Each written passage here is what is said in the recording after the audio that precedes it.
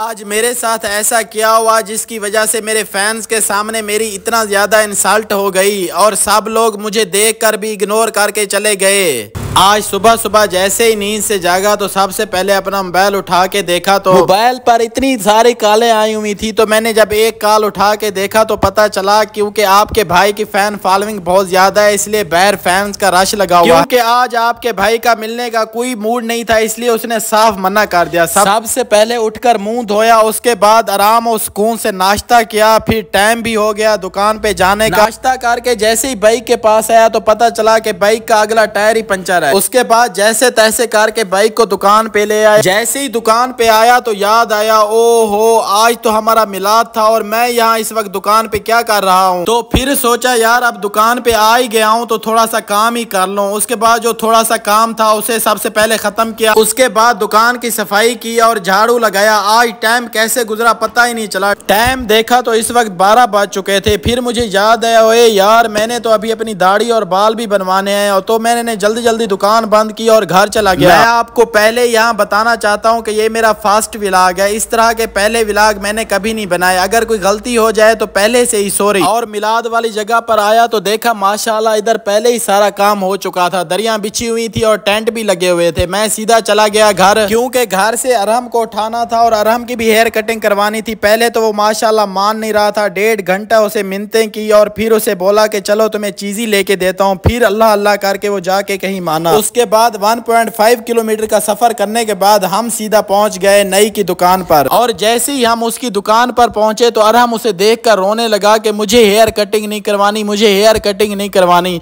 और अल्लाह मैं आपको क्या ही बताऊं, पता नहीं कितने बहाने किए। कभी कहता था कि अंदर गर्मी है, मुझे गर्मी लगती है, कभी क्या बहाना करता था, कभी क्या बहाना करता था। फिर वहां 20 मिनट मिन्नतें करने के बाद आखिर इस बात पर मान गया कि पहले मैं अपनी हेयर कटिंग करवाऊंगा और दाढ़ी बनवाऊंगा, उसके बाद अरहम बनवाएगा। उसके बाद मैं चला गया अपनी दाढ़ी बनवाने। दाढ़ी बनवाते बनवाते भाई ने पूछा कि भाई बाल भी बनवाओगे। मैंने बोला भाई आपने दाढ़ी इतनी अच्छी बनाई है कि अब मेरा दिल नहीं कर रहा बाल बनवाने का। और उसके बाद फाइनली बारी आ जाती है अरहम की। और मेरे ख्याल में आज कोई पहला दिन है कि अरहम हेयर कटिंग करवाते टाइम नहीं रोया। नहीं तो मुझे कभी याद नहीं कि बगैर कट लगे अरहम ने हेयर कटिंग करवा ली हो। हेयर कटिंग करवाने के बाद सीधा मैं घर आया, नहाया, क्योंकि अब मिलाद में थोड़ा सा टाइम ही रह गया था, इसलिए जल्दी जल्दी तैयार हो गया। तैयार होते होते दिल में थोड़ा सा डर भी लग रहा था कि वहाँ इतने सारे लोग होंगे और मैं कैसे जाऊंगा, क्योंकि आपको पता है आपके भाई की फैन फॉलोइंग बहुत ज्यादा है और देखकर लोग टूट पड़ेंगे कि भाई एक सेल्फी प्लीज, भाई एक सेल्फी। इससे बचने के लिए मेरे दिमाग में एक आइडिया आया कि मैं मुंह पे मास्क ही पहन लेता हूँ, इस तरह से लोग मुझे पहचानेंगे नहीं। और मैं मुंह पे मास्क पहन के सीधा पहुंच गया मिलाद वाली जगह पे। जैसे ही मैं वहां पर पहुंचा तो कोई भी नहीं आया सेल्फी लेने के लिए। फिर मुझे लगा कि शायद मैंने मास्क पहना हुआ है, इसलिए लोगों ने अभी तक मुझे पहचाना नहीं है। उसके बाद फिर मैंने मास्क उतार दिया। फिर 5 मिनट इधर उधर देखने के बाद कसम है कि कोई एक बंदा भी उठकर आया हो कि भाई मुझे सेल्फी चाहिए। लेकिन फिर मुझे याद आया कि हाँ